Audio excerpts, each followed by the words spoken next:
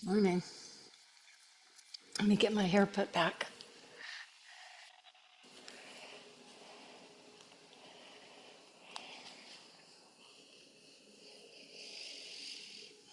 So today we do a practice to either celebrate the beginning of Hanukkah, Festival of Lights, or in sadness for some losses that occurred recently. So I think I want to focus a little bit on hips and shoulders today. So what do you think? How about that? Hips and shoulders. And we'll try and heal ourselves if we're feeling low and celebrate ourselves if we're feeling high. So, how about that? Okay, I have my belongings there. And if you want a pillow, you could sit on a pillow. I think I'm going to sit on a block today. I thought we would do a variation on the hero pose today. That's usually where you're sitting with your knees bent backwards. So I know for some people their knees can't do that, and that's why we have options. Thank you for joining today. Let me make sure that all is as it should be. Okay, we're here. So come to Samastiti, come to sit any way that you want. You could sit on a block, you could sit on knees, you could sit on a pillow, you could sit on a chair. Oh, let's see how you are feeling today.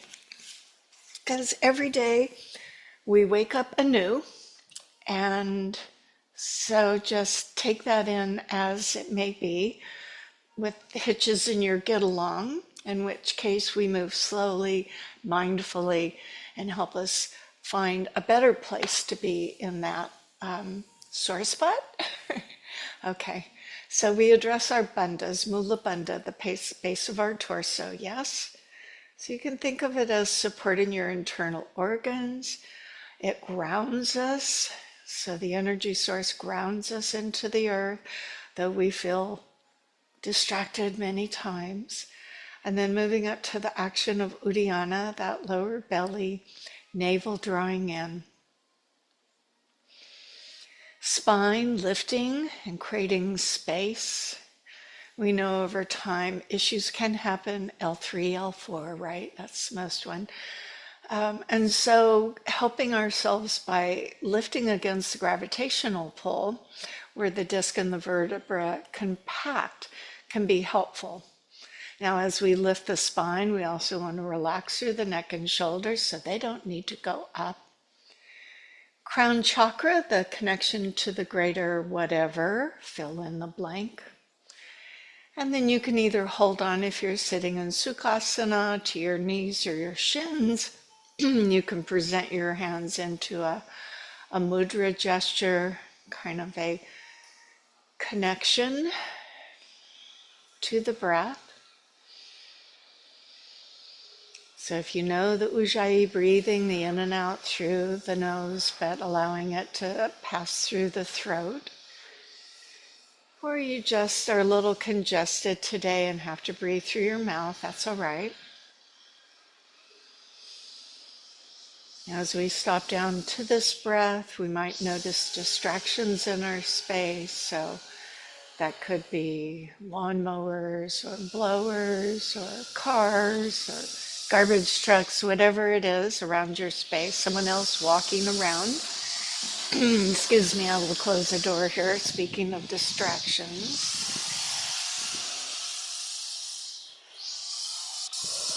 And so you let that breath and that good posture kind of center yourself.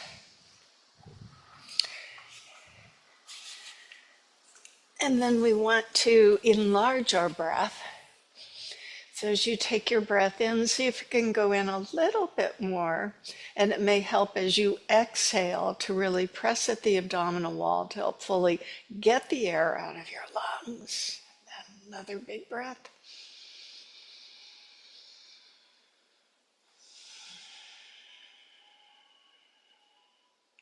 So the slowing of the breath requires attention. It doesn't necessarily do it on its own. And that focus on the breath helps turn us away from monkey mind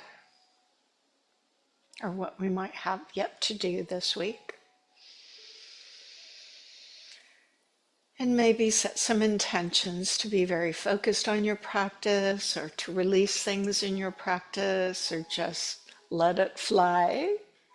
Go ahead, flutter your eyes open if they were closed, and we stretch the arms out to the side, occupying space,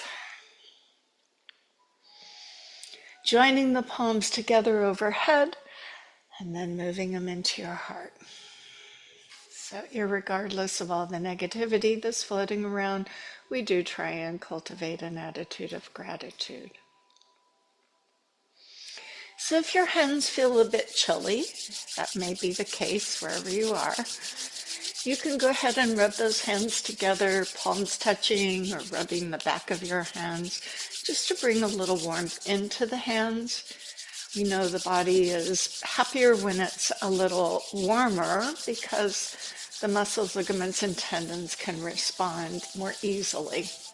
So we just do a little bit of warming up of the hands.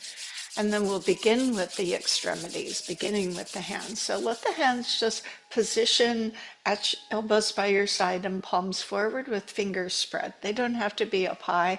Just notice your own hands.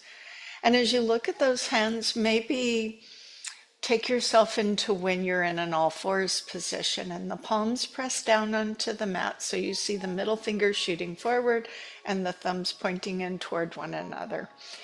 And then maybe press down a little with your pointer finger, your index finger, and then tall man, and then ring finger, and then pinky. So I've now just moved my fingers downward, activate them, feel like they're pressing on the ground. This is what we want to do in our all fours or downward facing dog or side arm balance things. When you have to bear weight onto your hands, this displaces the energy so that we're not twisting into our wrist. Okay, now I'm going to close my hands one finger at a time. This is painful for me. Pinky finger, ring finger, tall man, pointer finger, and then wrap your thumb on the outside.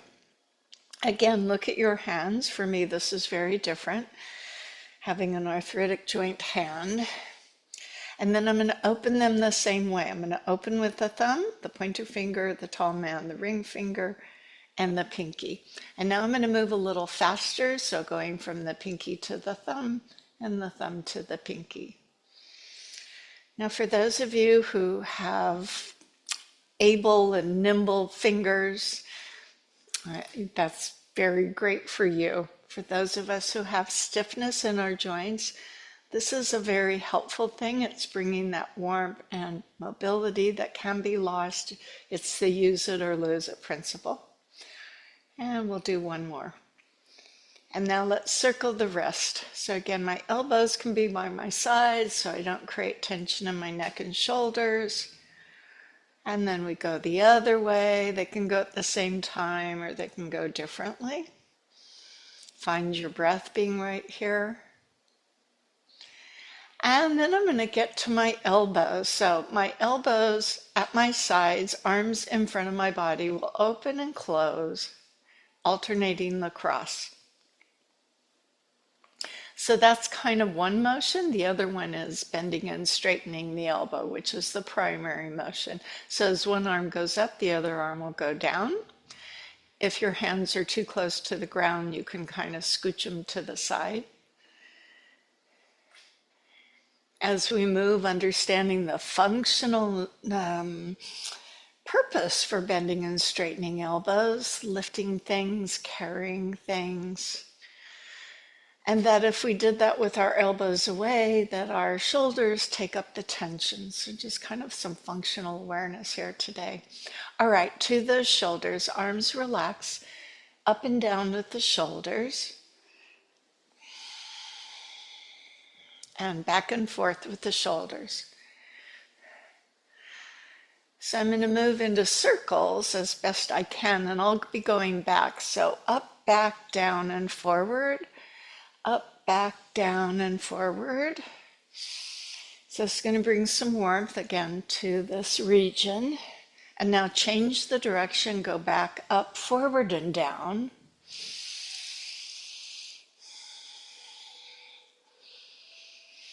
And then pause, and then put your fingers on your ribs and just let them go side to side a little. We did this last week, so I thought I'd follow through. See if you feel any more with it when you do it. And then forward and back, so forward and back.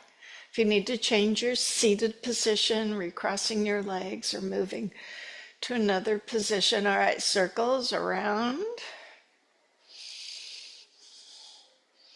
And the other way, and you notice how your core, your back muscles are feeling, engaging through those abdominal walls. Okay, we're going to move to a standing position. So on your own terms, trying not to use your hands. I come from this kneeling position and I'll move my block out. If you need your hands when you come up, that's okay. But I think the more we can try to not use them, the better. So my feet will go a little wider. You can be positioned facing the short end or the classic end of your yoga mat, but I'm this way, so I face this way. So my knees are soft, and I'm just going to be tick-tocking my hips, swinging my hips from side to side. If I put my hands here, it might identify that motion for you.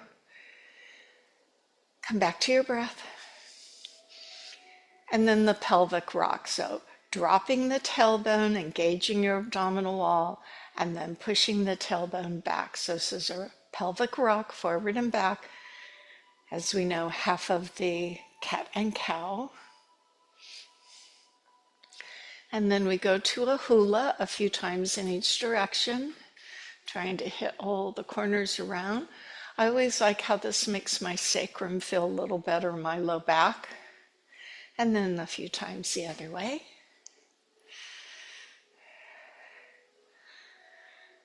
And while I'm standing, I'll do a little breaststroke motion and bind the hands behind me. That can be laced fingers or clasped hands. Try and straighten the elbows. And as you stand, raising the arms off your back, go ahead and walk your feet toward one another. So we established Tadasana. You can have the Iyengar style with the feet together or parallel. What you want to avoid is the turning out of the toes. You could turn the toes a little inward, a little spiral through your legs. So I'm sustaining the lift of my hands off my back, and you should feel this through the front of your shoulders. Deepening the breath will increase the stretch through the anterior of your shoulder. Sometimes people tend to look up so that they can get this happening. Try and keep everything neutral. And here's the best part of this: letting go and establishing Tadasana, rooting the feet, engaging the legs, addressing your bandhas, and maybe you feel that energy from the shoulders. Place the shoulders properly so that you're less rounded and lifted and pushing up against the pull of gravity. Palms can be forward or in. It shouldn't change your shoulders, but the fingers are active to the earth. So this is a wonderful pose. I'd like to remind you that this is what you do in plank, or this is what you do in a downward dog. It's all the alignment keys that you want for any of your other poses. So the action of Uddiyana, the integrity through your core, the tension out of your neck and shoulder, and your head in line with the spine. So not looking down, conversely not looking up. Speaking of looking up, let's take the arms out to the side as the feet go a little wider again. Join the hands behind the head. For those of you who find this uncomfortable, put the hands on the shoulders and then one hand behind the head, because we're going to push the head back. So if I had one hand, that would be this, and if I had both hands, I would do this. I am going to let my hips thrust forward a wee bit, and then resting my head into my hands, lifting my chest. So you see my back is curved, but it's not bent. So I'm not looking to do a back bend. I simply want to rest my head into my hands, gazing outward, not necessarily upward, and just feeling that openness.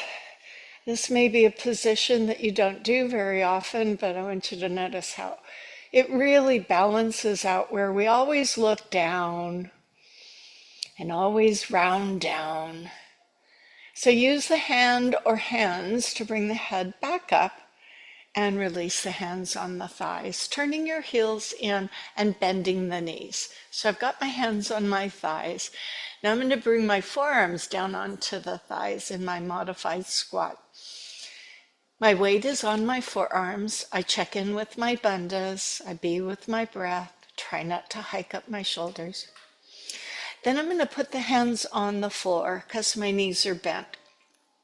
Spin your heels out, then toes out, then heels out, then toes out, then heels out. Go a little bit wider, in other words. Your knees are bent so that you can access. And remember how we spread the fingers and we talked about putting the palms on the mat?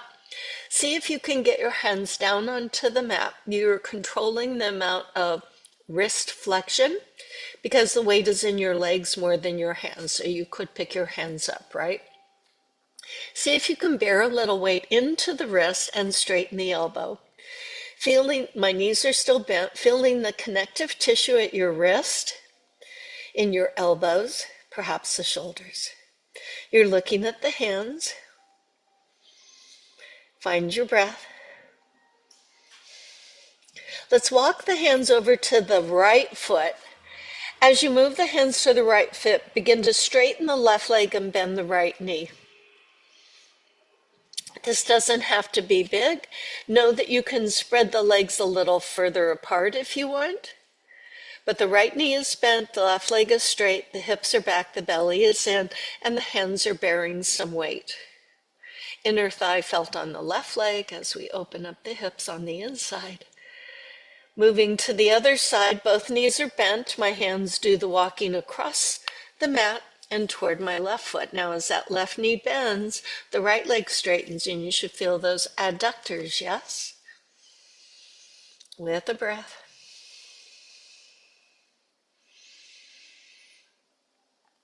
So I'm going to walk back over to the right side. Now, this time I'm going to turn. So again, it doesn't matter your orientation to the mat, but you may be going cross-purpose to the mat. That's fine. Turn your right foot to the end of the mat, and then flip your back heel up as we come into a low lunge. So I've walked myself into a low lunge where my right knee is above the ankle and my left leg is pushing back, and my hands can be on the floor very lightly so that you could lift them, but you don't have to. A heavy hip. Now take your focus more outward and let the front of the back leg's thigh feel stretch. As you lift up the hips, walk your hands to that end of the mat where we were in a straddle. And I now walk over to the other side, the other leg. Could be your left, might be your left as you turn that foot and lift the back heel. And then drop the hips as you lift the chest. Push through the back leg. Bandhas and breath, now feeling the top of the back leg as we open things up. Lifting the hips, walking again back toward the center straddle. Heel and toe your feet toward one another. Not all the way together. Then shift, hands onto the thighs. We move to our bookshelf pose. I'll turn sideways so it'll remind you that my legs straighten, my arms straighten, and my spine straightens, so I create that look of a bookshelf. Sometimes we lean into the heels a little much, so lean out over your toes, draw the shoulders back, and let the heart project out as you look outward across your mat or across the floor. Hands are there and the elbows are straight. I know some people feel they need to do this with the hands below the knees, but the longer you straighten your spine, the more those elbows will straighten. Just trust me on that, and we should feel our hamstrings opening up. Go ahead and bend the knees. Change your focus forward. Address your blood pressure. So you feel stable. You're in kind of that chair pose, right? With a wider stance. So release the arms and go ahead and stand yourself up. And wherever you are, walk to the short end of your mat and be in Tadasana. So we go through a little standing flow, and then we will come to the mat. So we won't be going down into any down dogs. Tadasana, which we hold through all of our poses. Chair pose. Option for arms can be in front of the chest, or hands at your chest, or arms a little higher. Ground into your feet. Open the arms to the side and lean forward, like you're tipping forward. I have a wall here, so that's about as far as I can go. Select your right foot to go back as you stand on the left foot. So you're leaning forward, standing just on your left foot. Now bring the arms behind you. All the weight is on your front foot with the knee bent. Chest is lifted, nice strong spine. Toe is touching, but it's not really carrying any body weight, but we will do soon. So go ahead and lower the ball of the foot and now wiggle it or slide it back, keeping the front knee bent. So I'm moving into my standing crescent pose, pressing the back heel, squeeze the knee. This is easier done here. Now put your hands on your backside, move the hips forward by pressing them, and the spine rises into the pelvis. That back leg is still straight, and you feel quite a bit of pull in the front of the thigh, front knee bent. Release the arms either down, your choice could be out, your choice could be over. It's your choice, so wherever you want your arms, and you breathe. So we're going to add a little dynamics today. That means we're going to move. So as my arms swing, so let your arms come down so they can swing, raise the back heel and straighten the front leg, and then lower, the arms go back and behind. So the back leg stays straight, and the front knee will bend and straighten. And if I go slowly, as I'm doing now, it's a bit challenging, rising to the ball of my foot. And where do you think the breath should happen? Let's say inhale when we go up, and exhale when we come down. Now there may be some of you who want a little more, and that would be looking towards your arms when the hands go up, but that will mess with your balance, just saying. And maybe you want to go faster than me, and that's fine. Next time you come to that crescent pose, again, lean forward and put the arms to the side to steady yourself. Step the back foot up and return to your variation on chair pose, wherever that seems to make sense. Burst from the earth, reach to the sky, and return to Tadasana. Take in the sensations you're experiencing as we do the other side. Move to chair pose. Again, hands can be where you want them. I like to have options.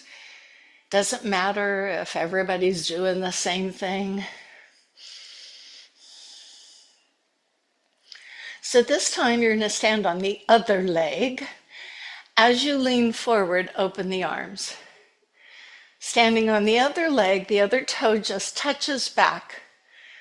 Lots of work through your core here as you support yourself, and maybe a little wobbly. Don't look down, look outward. Standing knee really bent, and you should feel the glutes for this. Go ahead and let your back foot come down and then wiggle or slide it back. Keep the legs straight and push with the heel. So you want to lean forward, and that's going to make everything a little easier, trust me. Breath. Hands to your backside. Use the hands to press the pelvis forward. Keep the back leg straight, front knee bent. Rise into crescent pose. Again, options for arms are down, out, or overhead.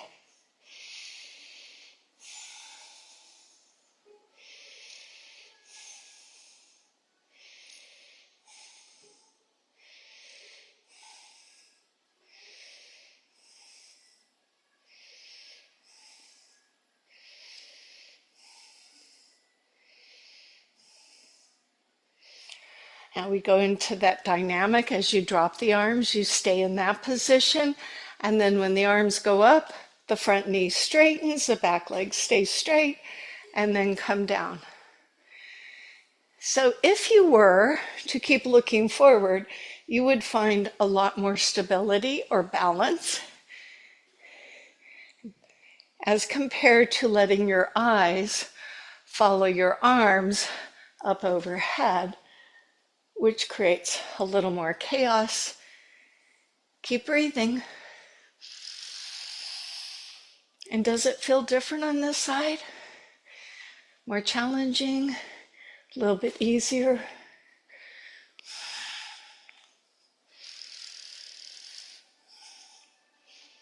And next time you're going to lean forward with those arms to the side, engage through your core, step your back foot up, return to whatever chair pose you find. Burst from the earth, lift to the sky, open the arms, and stand in Tadasana. Very nice. We're going to come down onto the mat. Try not to use your hands. You can come kneeling, you can cross your legs and plop down or sit down, whatever seems to work for you. Try not to use the hands. Bring a little padding if you need that under your knees. Doubling up your mat always works. So we talked about hands extensively. See if you can bear your weight into your hands, even just for a little bit for initially doing. And then if you say, oh, that's too much, I get it. Be on your knuckles, put your thumbs forward, and take all fours from there. If neither one of those are acceptable today, you can always move to your forearms. So from all fours, we're going to move to baby dog, baby downward dog, and back to all fours. 4 counts where the inhale is to lift your knees. The exhale is to push back, but keep your knees bent and focus on the hand placement. On the inhale, return to the hover as you look outward, and then exhale, touch down. We continue, and I'll show you the options. Inhale, knees up. Exhale, push back. Inhale, go forward. Exhale, soften down. Inhale, knees up.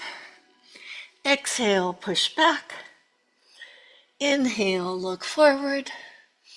Exhale, go down. Couple more times. Inhale, raise the knees. Exhale, push into the shoulders. Inhale, gaze forward as the knees lower. Exhale, set down softly one last time. Inhale up. Exhale back. Inhale forward. Exhale, take a child's pose of your own creation. For me, the knees are apart and the arms are sliding forward. But you can fold the hands under your forehead or even reach them behind you or put them in prayer with hands behind head. I like to squirm or wiggle around a little bit.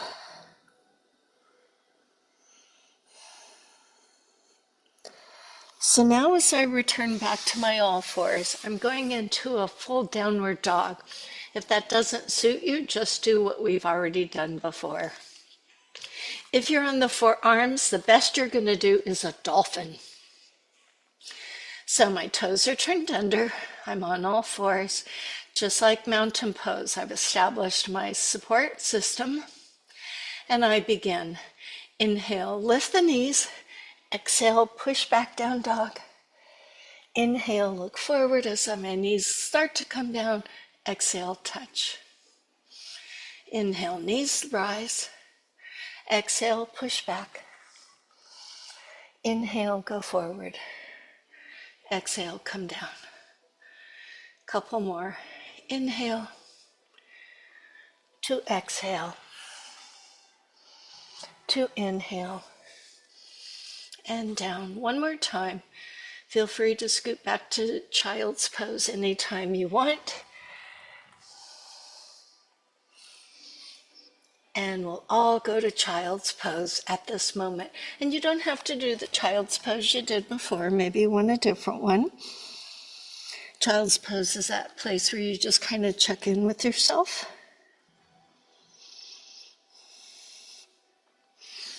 Okay, so we're going to do it one more time, but instead of just coming into a bent knee dog or a straight leg traditional downward dog, we're going to go into a three-legged dog. Reminder, a three-legged dog, the leg is straight, not bent like a scorpion, and we'll just alternate. So it doesn't matter which one you do. First do the right, then do the left, or first do the left, then do the right. So we'll do that about 6 times or so. Come back to child's pose whenever you prefer.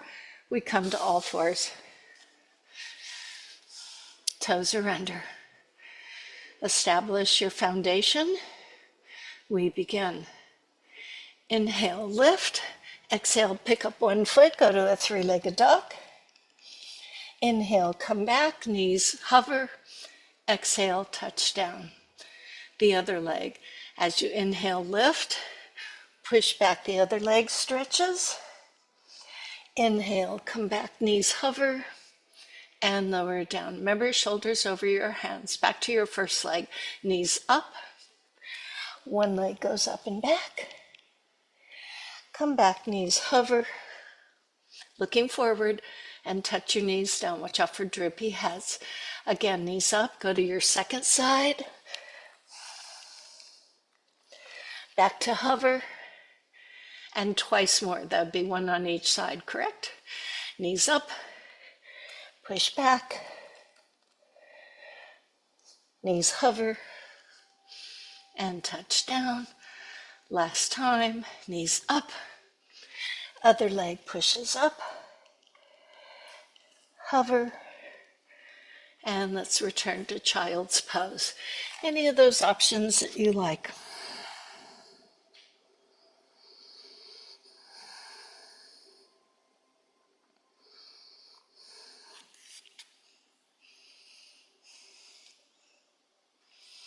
Slowly bring yourself up and turn to a seated position.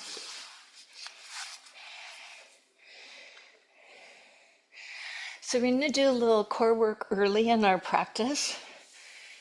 Maybe it's not so early. Maybe time is just moving along and I'm not tracking it. That could be it. Okay, before you lay down, observe. So there'll be a slow process. So we'll be on our backs. Then the next thing we'll do is pick our feet up, and they could be knees bent, or if you can, get them straight. Then we'll hold here for a little bit. Then you'll lift your head and cradle the head in the hands. So I rest my head while trying to hold it up. And that's going to be a challenge. And then you just stay here with your shoulders lifted, looking through your thighs.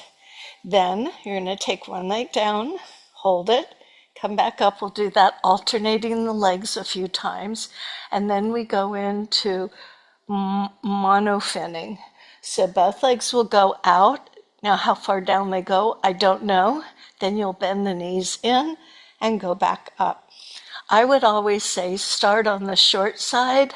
And then if you say, I don't know, my back feels good, holding the head up, then maybe you could go lower. Lower, not necessarily better, just more or less appropriate for you. Okay, come down onto your backs. Hands by your side. Find your breath.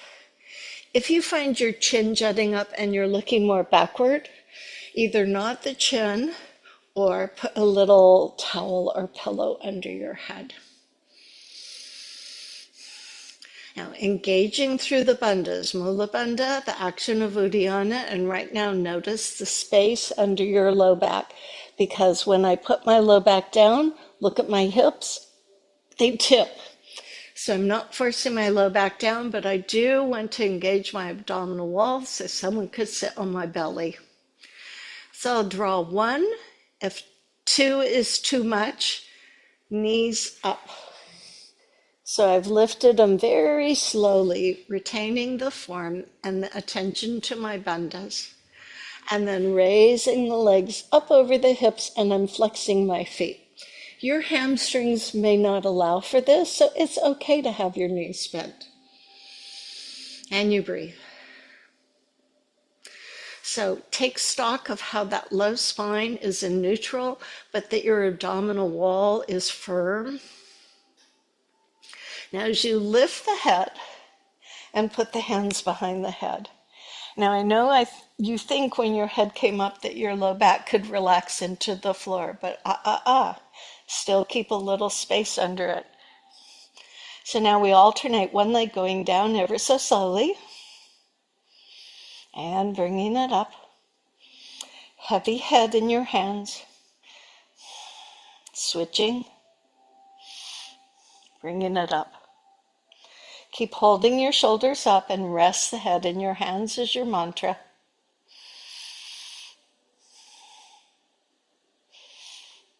Firm through your core.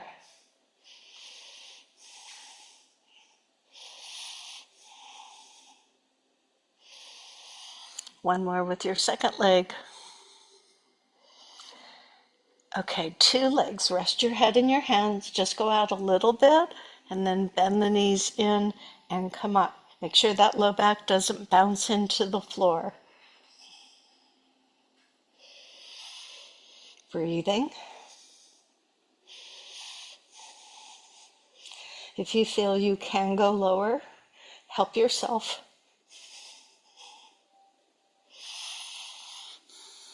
Squeeze your legs together, lending that extra support to your back. A couple more times.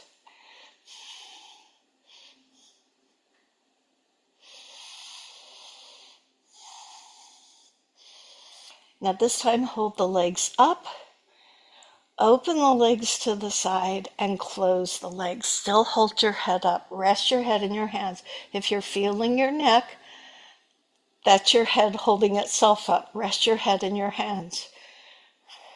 Opening and closing the legs.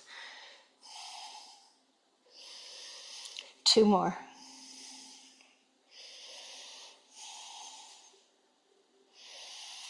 Next time, bend the knees and the bottom of the feet come together.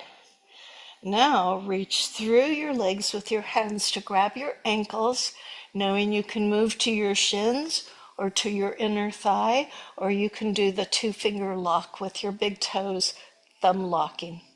Now you can put your head down. And we open into a wide straddle. So I've got a little wall here. I'm going to look a little crooked. You want the leg straight, and you want that back with a little bit of space under it. So if you can't do it while holding the toes, try the calves. And if that doesn't work, hold at your inner thigh. So you can retain that space under your low back, as well as your knees being straight for the adductor opening. Because I mentioned we were going to do some hips. And then go ahead and bend the knees in. So let's do I don't care which one because we're going to do both. So put one ankle on one knee and then position your top ankle so that the knee of that ankle opens outward. So instead of the knee coming to your chest with the foot that's up, push that knee away. Now you can use the knee that's down below to help push your ankle closer to you. So whatever leg is bent, I'm using that arm to keep the knee away while I pull with the other hand. Some people like holding behind the leg, but then they forget about the other knee. So I'm focusing on this front knee, not the one down below. And now I'm going to rock a little bit from side to side. As you rock a little from side to side, I want you to notice that when you're rolling to the inside, the side where that foot, if it kept going, would go to the floor, how that feels to your hip.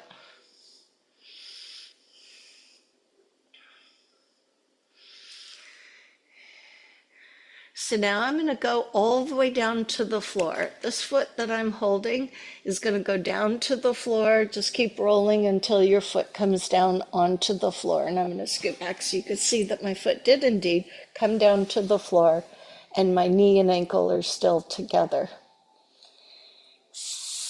So the opposite hand is going to push that knee away for the time being.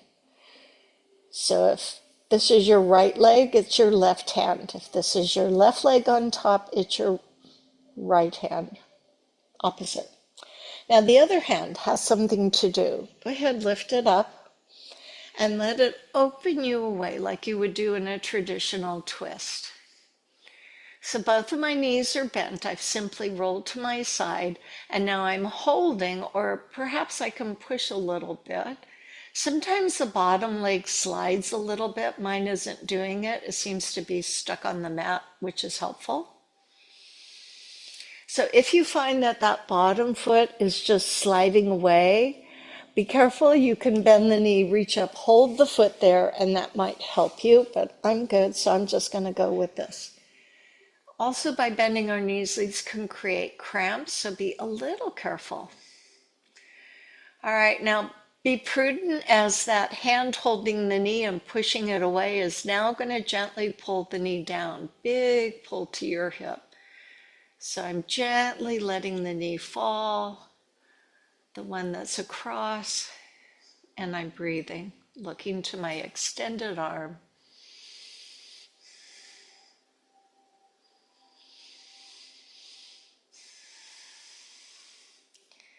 So I'm going to use the hand on the knee and lift it off and roll again to my back, and Bandha Konasana, reclined. So Bandha Konasana means the bottom of the feet together and your knees are pushed out. So we're going to go to the other side, but let's do that adductor opening again. So if you want to, grab the big toes, grab the ankles, the calves, the inner thigh, and open your legs into a wide straddle. Now I'm going to move to the other side of my mat because then I'll be more balanced, given that I have a wall restriction. Check your low back, that you've not let it sink.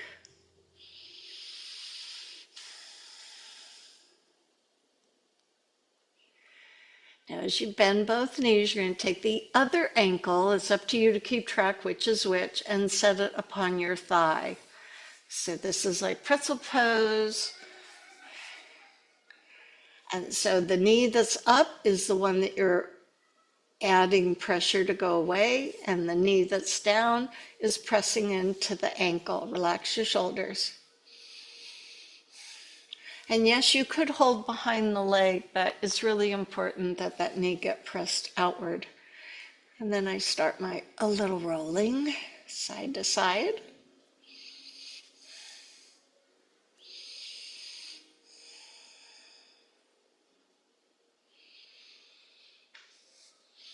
Okay, so I'm going down onto that foot. So as I look at my foot, the leg that's closest to me, I'm going to roll so that it will go down to the floor. Best I scoot over. It goes down to the floor with that knee holding it.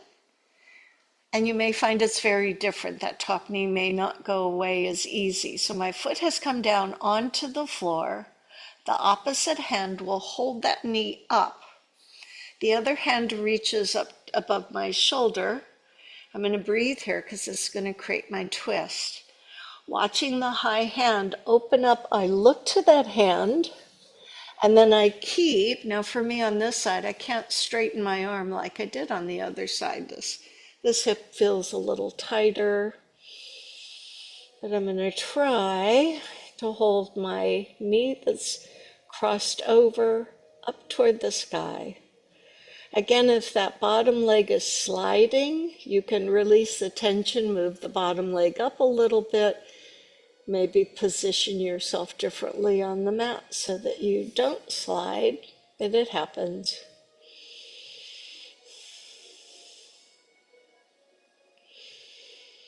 So being very mindful and not to force the issue. My hand now, instead of pushing the top leg away, is going to slowly move it down. Moving it down. It may not go very far. It may go far. Who knows? And you should be feeling this around that whole hip joint of the leg that is moving down.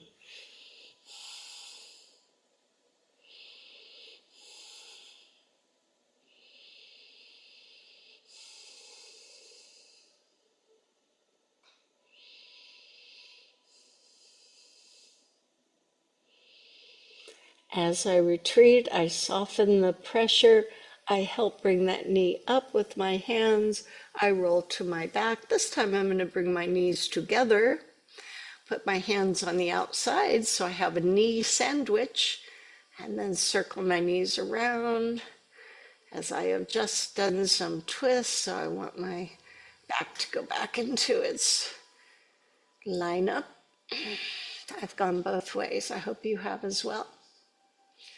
And my feet come down for bridge pose. I know that my fingers can touch my heels, and I press into the feet and I elevate my hips. So you have the option of remaining in traditional bridge pose or inversion. Or you could snug the shoulders inward and then grab the hands together, lacing or grabbing, and then push into the feet and elevate a little bit more. The legs ought to remain parallel. And if you try one and say, oh, that one doesn't feel great, you can always relieve from it.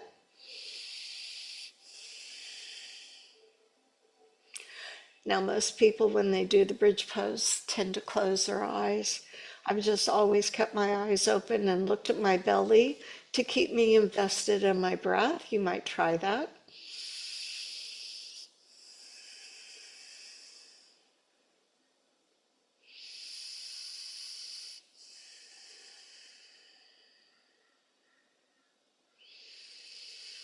Four more breaths.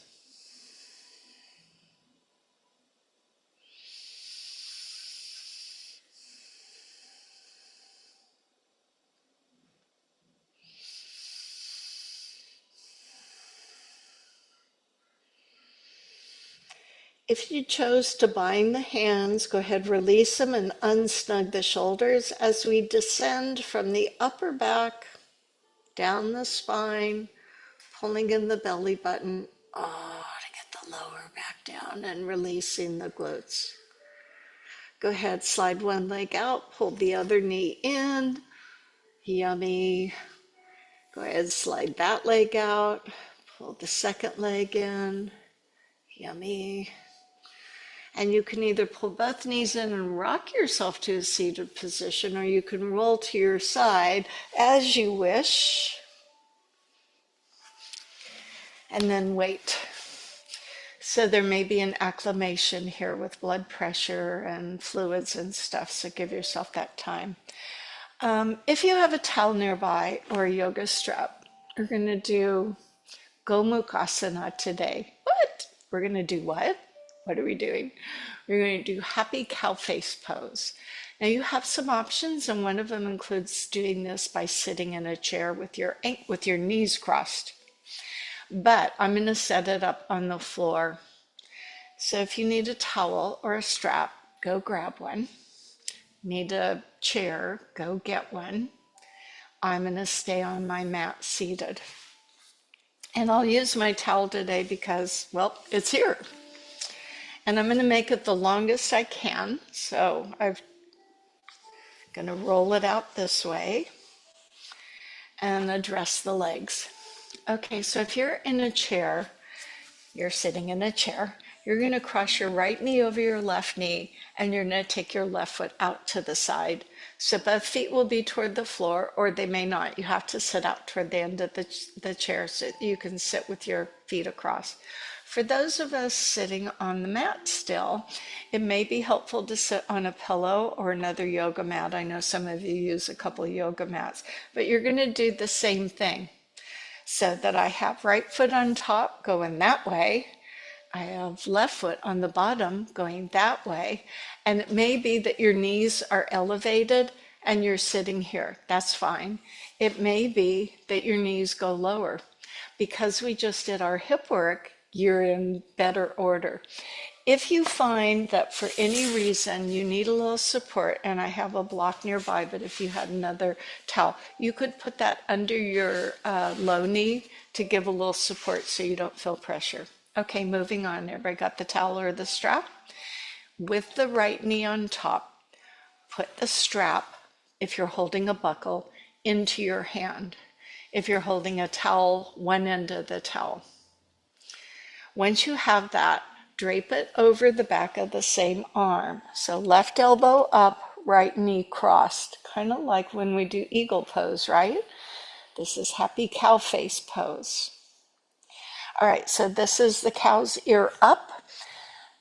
The right arm is to the side with the thumb down.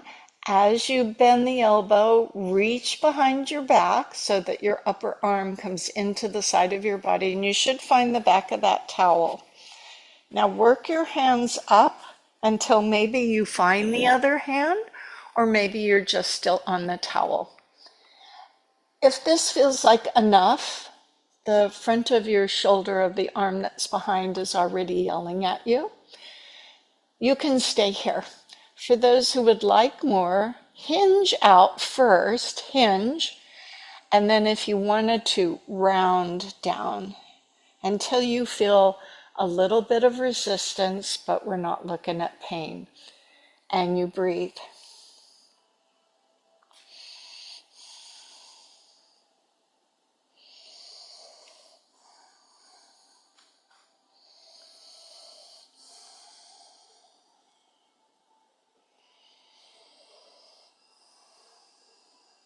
Slowly release.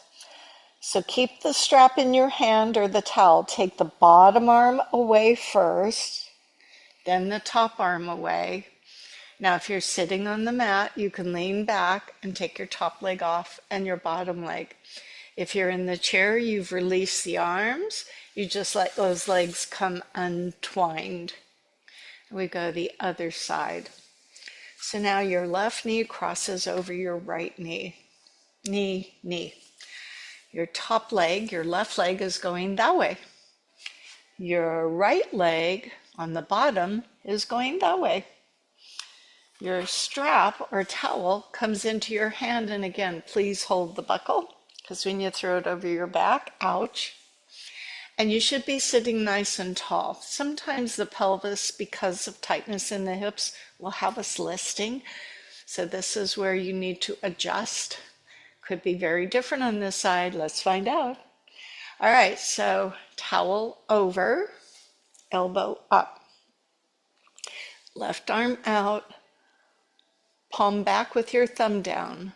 Bend the elbow, slide it behind until you find the towel, and then walk your hand up the towel.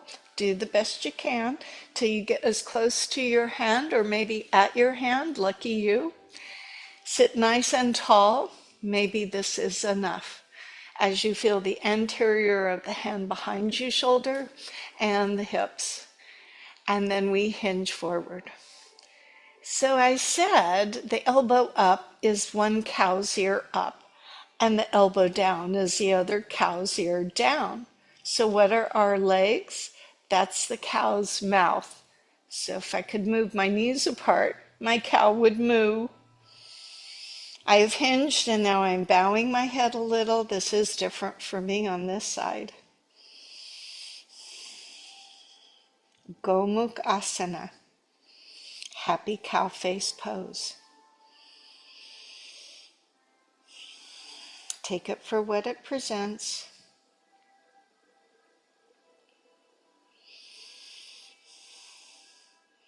Slowly release yourself up.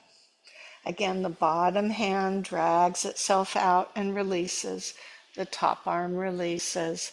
And then lean back, take the tension off, and then you can uncross your legs. Oh, and then you'll feel, I'll never walk again. Actually, you're going to need to get up. So if you're in a chair, you're halfway there. If you're seated, you can cross your legs and get up. Some people roll to their knees to get up, trying not to use the hands. Just figure it out for yourself. Okay, we're going to finish with a standing balance pose, the tree pose. If you feel that because of all the hip shoulder work that you're not as steady, then take yourself to a wall, not at the wall, but just close to it, so that if you started to tip, you would have something to support you. Otherwise, you're going to use one of the four options that I'm offering today. If your mat feels like it's too fluffy, You can stand on, I have tile here. You could be on your carpet. So whatever gives you the most stability. So let's come to Tadasana. Maybe face a window if you have one in your space, so that you can really tie into nature. There are so many different trees out there, right? Different trees, different sizes, doing different things. That is us.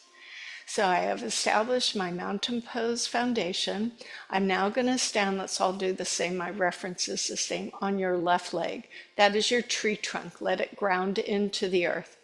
Now bending the right knee, option one, as you turn the knee out, is to leave your toe on the mat with your heel at the ankle. And then you can do what you want with your arms. Lots of things you can do with your arms. Stance for number two is the foot at the calf, not at the knee. That way, if you need the floor, it's not too far away, and again, you can find your arms.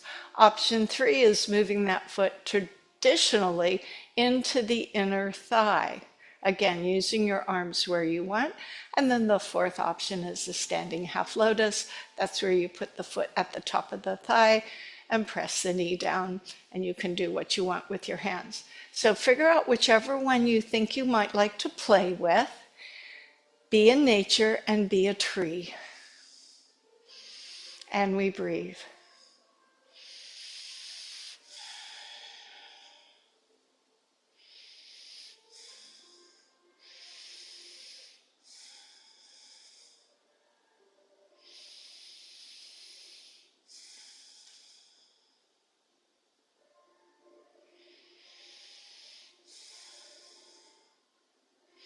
Don't worry if you step out of it, just come back at a different variation.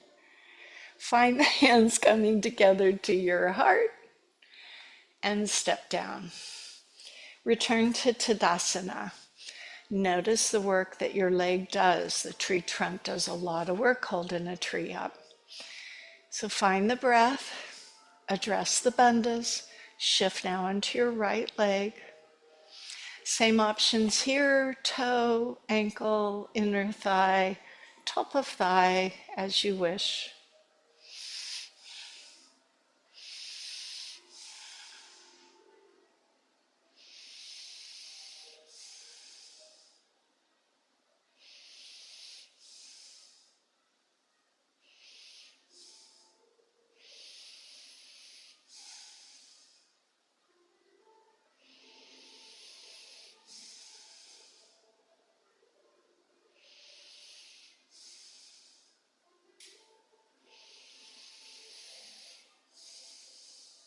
Find your breath.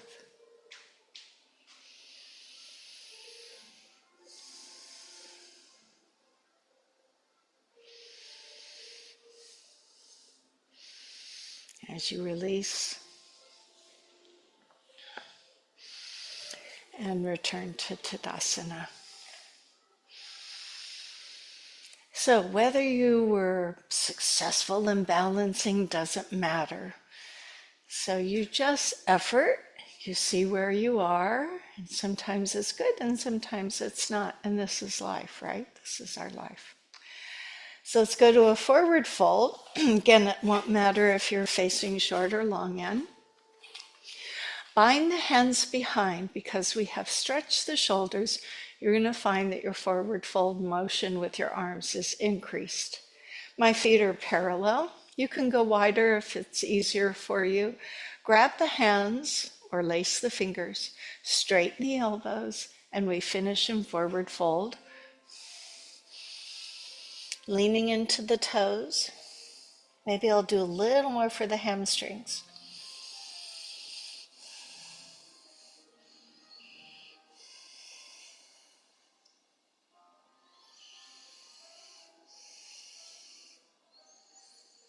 As I release, I'm going to melt down onto the mat, so you can use your hands as you access the floor. And do you have that strap or towel nearby? Because I just thought I'd like to do a little bit more for the hamstrings as we have that little extra time. So I'm doing this. If I had my strap, I could use it on the long end and then wrap it around my hands. So I'm in this sit. like I was in tree pose, right? This is tree pose. I could have one leg extended and the other foot at the ankle or the calf or high in the inner thigh, or I could do the half lotus. So you can pick any of the ones that we've just done. This is working out nicely. And then take your strap, and I will let you cast it over your foot. If you find that when you're sitting that you slouch a bit, get on a pillow or another yoga mat to help you get that nice upright position in your back, because we don't want to compromise the back. So you cast the strap or towel under the ball of the foot. And then pull yourself back so there is a connection, a tension, if you will. And start nice and tall with the leg coming forward from your hip and the other leg wherever you wanted it. And you breathe. Now this may be enough. You may be here and say, this is good. You may need to work your way down the strap. So if you had a strap, you could kind of wrap it around your hand. If you have a towel, you have to kind of grab a little further down the towel. I am still hinging. I have not rounded. So I lead with my heart, not with my head. Our mantra.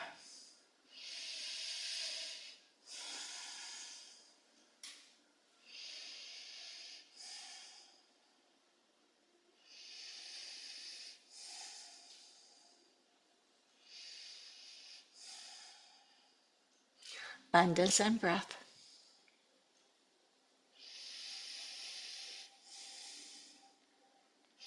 Now when we retreat, you're going to just set the towel or the strap down by your leg. Use your hands to support the back as you bring yourself all the way up. Hands then transfer behind your back on the tips of the fingertips or knuckles, and you lift the heart. You're going to put a little extension in your spine, and by little extension, I mean little. I'm not really arching, just drawing those shoulders back, which should be so much easier now. And then return center, and now let's do the other leg. So you have one leg, and then the other leg is bent. So let's just say you had a cranky knee, and the knee didn't want to bend all the way up here. So you can have it where you need to go, because we're still going to do the hero pose. So sitting nice and tall, and you cast your towel or strap across the ball of the foot, and then pull back until you feel nice and tall. That should help you identify the hamstring.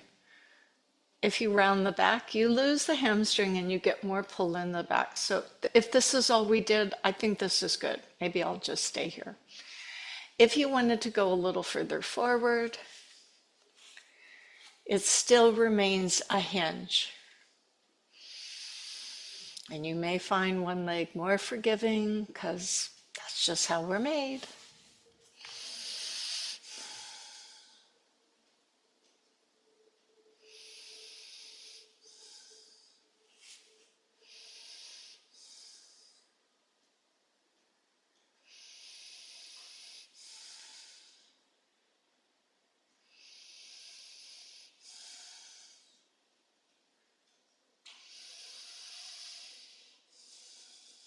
Two breaths.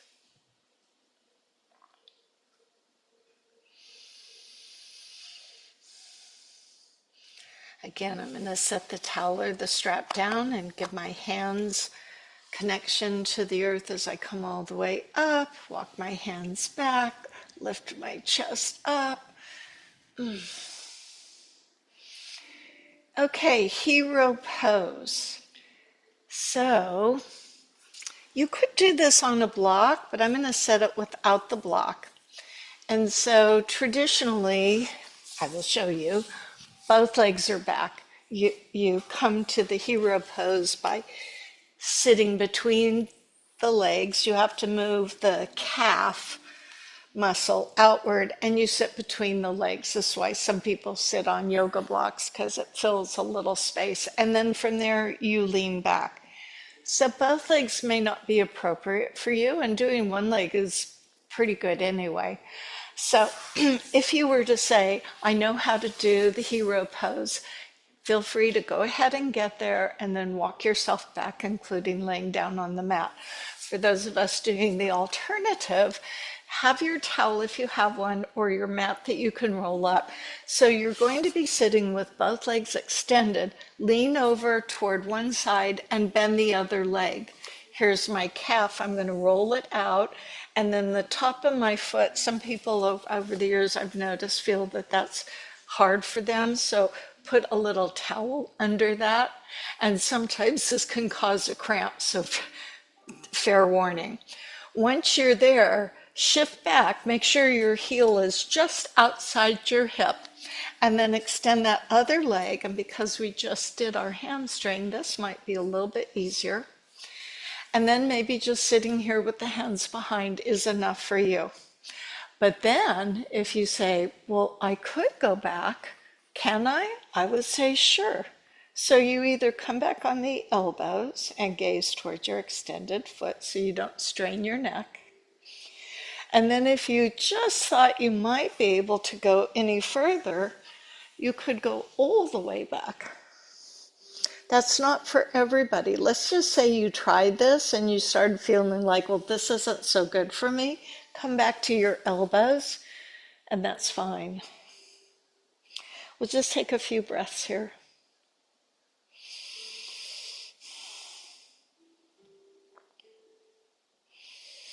So if you did lay all the way back and you're only doing one leg, you're going to come up. If you're on two, you can either come up, if you got both knees bent, you can either come up on the elbows or you can stay reclined. Otherwise, as we come up, those of us on one side are going to take the bent knee and let it slowly come out. And then we'll do the other side. I'll turn around so you have a good view.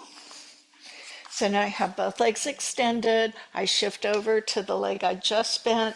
Now I'm going to bend in this leg until the top of my foot comes down.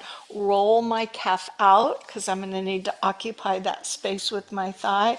And let's just say your foot didn't like the feeling on the top of your foot. You stick a towel under there if you wanted to. If you get a cramp, you just have to pull it out and rub the cramp.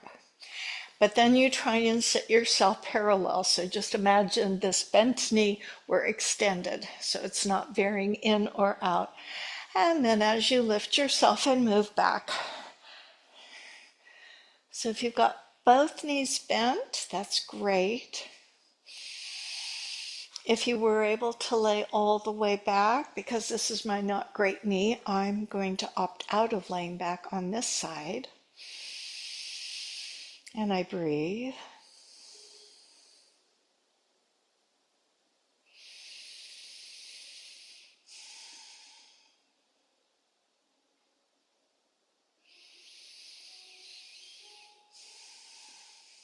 So today we've really addressed all of that hip, by which I mean not just the outer hip, but the inner thigh, the front of the thigh, and the back of the thigh, the quads, the hamstrings, the abductor, and the adductors. All help our hip be in better range of motion. And then our walking or whatever other things we do, keep it strong. So go ahead and move yourself up out of wherever you were with either one leg or two. Remember, if you're on the one leg, you're going to slowly pull the leg out. If you were on two, you would come up and then you would move off onto your seated position. And now we transition to Shavasana. For some, the favorite part, and for some, it's like, tick, tick, I gotta go. So I know how that works. You can always come back and just tune in at the end and do Shavasana. So now you want to get yourself comfortable. So get yourself warm. That could be putting something on as I transition the sound.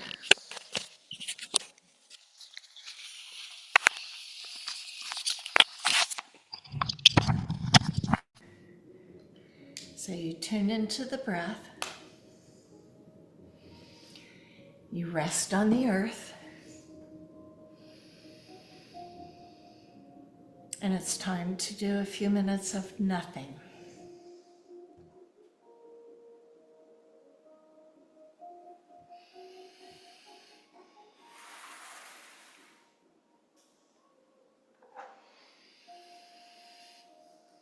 So rest the body, practice resting the mind by releasing the tension in the body.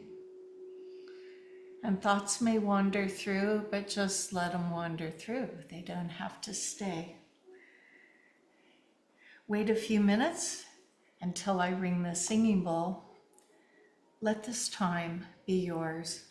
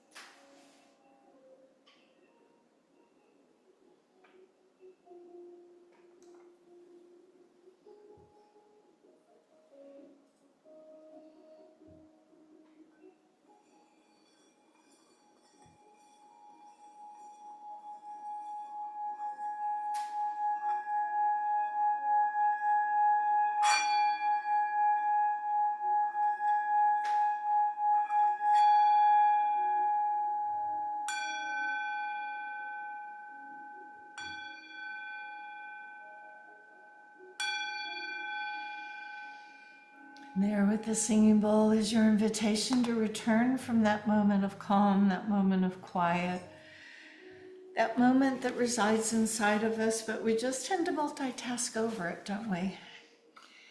So as you wiggle the fingers and toes and stay either as you are, roll to your side, and I have the chance to read a quote from Laura Ingalls Wilder, who said, "I am beginning to learn that it is the sweet, simple things of life that are the real ones after all. A baby's giggle, the warmth of flannel sheets, a favorite meal. The simple things can bring us much happiness. We enjoy these simple things for what they are, but also for what they evoke. People we have loved, times of peace and contentment, the promise the future holds." And so our thought for us today, if I make a list of things that make me happy, few of the items will be extravagant. Some truth there, methinks. So go ahead and bring yourself up to a seated position. So we try and take our yoga practice into our life, living mindfully with keeping the tension off of the neck and shoulders, supporting our low backs by zipping our zipper and activating our bandhas, holding compassion in our hearts and joy of the season. As the arms open to the side, we raise the arms up. And with the palms together, the light in me always honors the light in you. Namaste. I will see you next Monday.